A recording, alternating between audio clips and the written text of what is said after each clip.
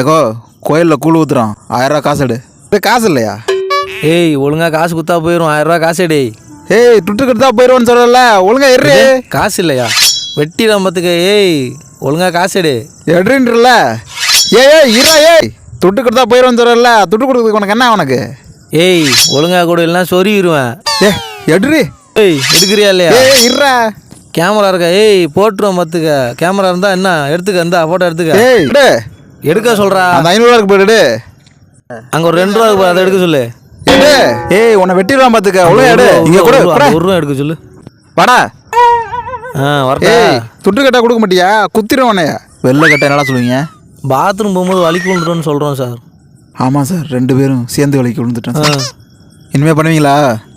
இனிமேல் இந்த மாதிரி பண்ண மாட்டேன் சார். பண்ணால் என்ன ஆகும்? பண்ணால் மாவு கட்டு தான் சார். ஒழுங்காக இருக்கணும். ஏய் சொல்கிறா சரின்னு. சரிங்க சார்.